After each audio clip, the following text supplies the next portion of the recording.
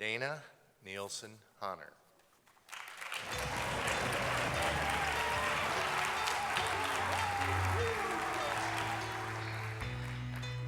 Dana Nielsen Honner.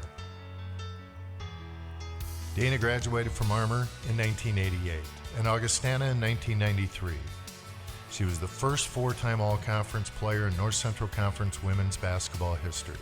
Twice the 5'11 forward was the NCC Most Valuable Player and a first-team NCAA Division II Kodak All-American. She ended her career as the all-time NCC leading scorer. She remains among Augustana's career leaders in scoring with 1,978 points, second, rebounds 894, second, and steals 233, sixth. Field goals made 845, first, and field goal shooting 53.8%, fifth. Dana averaged 17.1 points, 7.7 rebounds in her Viking career. At Armour, she was a four-year starter, a three-year first-team All-Stater, helping the Packers win 5 consecutive State B titles. Armour was 123-4 in Dana's 4 years as a starter, including a 47-game win streak. She finished her career number 4 in state history in scoring with 2,310 points. As a senior, Dana averaged 26 points a game, shot 70% from the field, and was named South Dakota's Miss Basketball.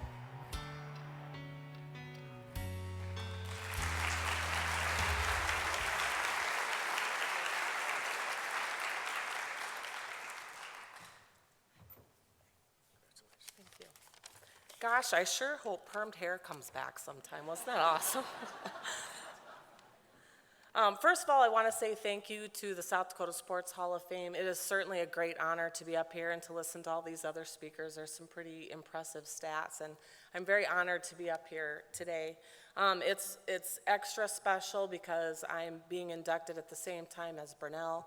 He was not my basketball coach, but he was my track coach. Never heard of another track coach like him. It just wasn't track practice until someone was thrown up at the end. Great track coach, had great track results. He's also a close family friend, and he was also my teacher, so congratulations to Burnell and to all the other inductees. I got a phone call a couple months back, I guess. I'm not sure of the exact date, but I guess after the initial shock wore off of, oh gosh, I got to get up in front of a whole bunch of people and speak again. This isn't something I enjoy doing, but I'm getting better. So it's different than talking to a room full of 23 or 24 fourth or fifth graders, that's for sure. Anyway, after I got over that initial shock, I started reminiscing about the days back in Armour. Great days back in Armour. It's not something I think about a lot unless something like this comes up. My family actually moved back to Armour when I was 2. My mom and dad were from South Dakota, but ended up moving out to the East Coast, and they had 3 girls, and family situations brought them back to the area.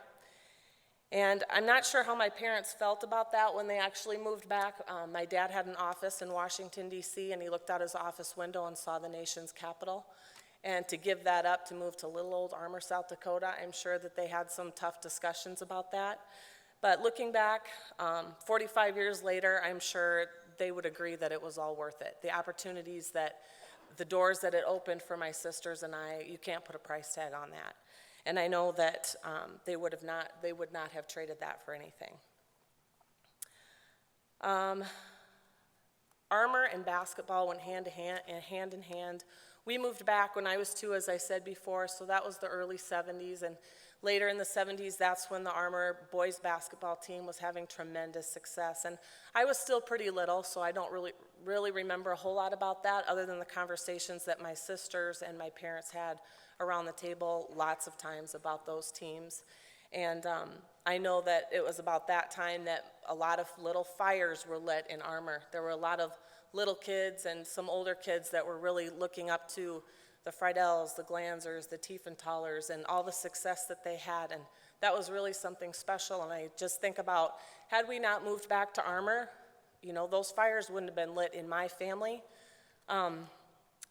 Like I said, I was really too young to remember that, but remember a lot of conversations about those things going on. As any younger sister, I looked at my older sisters, and like I said, their fire had been lit for basketball, and I remember them We lived one house away from the Friedel family, and I'm sure a lot of you know, there's a few of them here.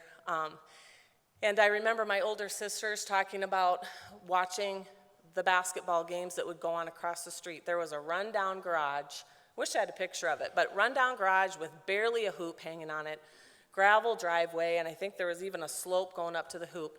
Friedels, Glanzers, McFarland's, Tiefenthalers, they'd be out there practicing hoops, and you'd hear the ball bouncing, and my sisters would be at the window watching, and just, I think that's where a lot of our fires were lit, that, they had a lot of success, and we wanted a part of that. Some of the earliest memories that I have are going to the gym on Sunday afternoons. My dad or somebody else would open the gym after church and family dinners. We'd all head up to the gym, and there would just be kids all over town of about 800 people. They would be coming from all over to this gym. And I just remember playing pickup games when I was pretty young, and it didn't matter if you were a senior in high school or you were in elementary school. You were on a team, and you just played all afternoon. Spent a lot of time in that gym shooting hoops with my dad. He played for Yankton College, and so I guess I figured he knew a little something about basketball, so I actually listened to him when he talked to me about my shot. And that kind of paid off for me. I'm glad I listened to him. I was very lucky to be in Armour at that time because I didn't know of very many towns around that had that open gym policy where you could go get the key to the gym. Sure, take the key, just return it when you're done. And I don't know, maybe I wouldn't, if I would have been in another community, maybe I wouldn't have been so interested in basketball, but because we had that policy, that gym was always open. And in a town of 800, not really close to any other major cities, that's what we did, we went to the gym. Finally, when I got to middle school, finally got to play organized ball. I remember my friends and I were so excited because we finally got to play real basketball games. And nowadays, if you waited till 7th grade, you're about 6 years behind. But I don't remember what our records were, but in middle school we had a pretty good record. Our teams did pretty well. As an 8th grader, again, being in Armour, small town, I was able to play on the junior varsity and the varsity team. I started junior varsity as an 8th grader, had a great experience with Coach Jerry Altenberg. My sister Candy was a senior at the time, and I got to play a little bit on varsity just if my sister got in foul trouble. So as you can imagine, I sat on the end of the bench praying that she would just not get into foul trouble. I just kind of liked my place at the end of the bench just watching, being proud that I was there, but not really wanting to get in the game. Then my freshman year, we went to the state, back to my sister's senior year, we won state that year. That was to state B's in Mitchell, and that was when Renee Rusink was playing, and Lori Wallaber, and it was a great year. Jerry Altenberg resigned after that. I think he figured I got my state title, I'm done, I'm moving on.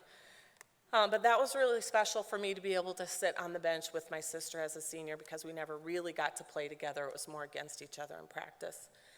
Moving on to my freshman year, we had a new coach, Ron Weber. He's here today, and I know he was pretty young coming in, and I'm sure he was pretty excited. We had a lot of talent coming back.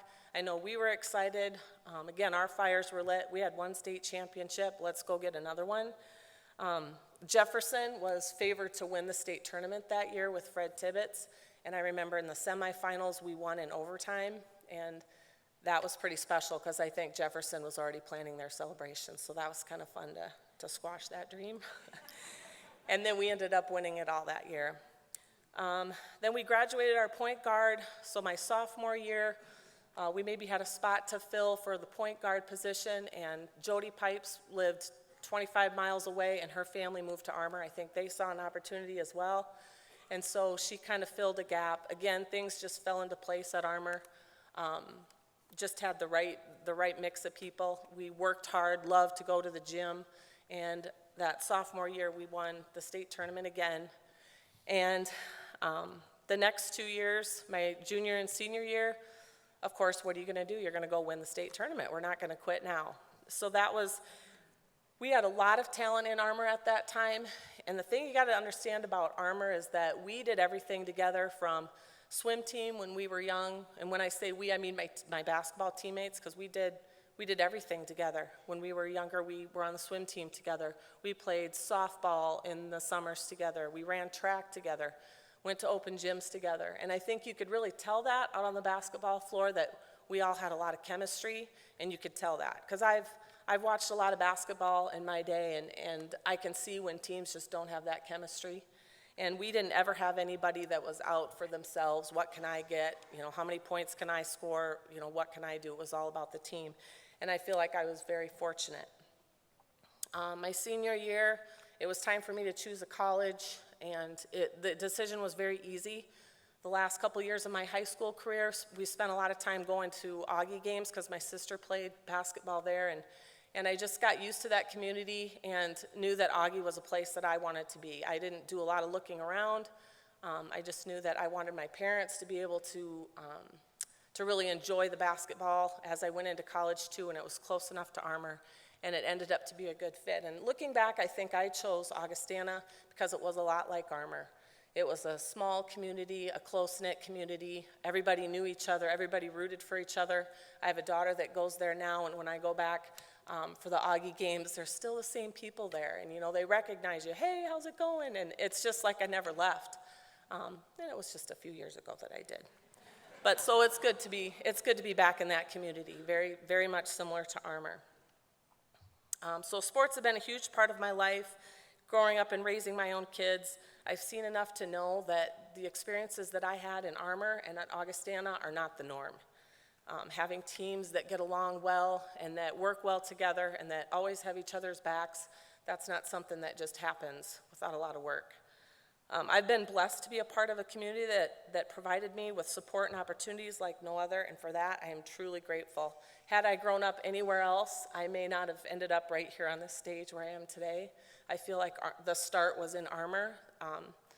It just, everything, all the pieces fell together. I feel like I was very lucky. These types of situations, Hall of Fame banquets, things where I'm singled out always make me a little bit uncomfortable because I feel like I shouldn't be up here alone. I truly feel like I was lucky enough to be in the right place at the right time twice, both when I went to Armour and then again when I chose Augustana College. And so in conclusion, I want to thank everyone who was part of this journey with me, from my coaches, to my teammates, to my friends, to my family, and to the communities of Armour and Augustana College. Thank you.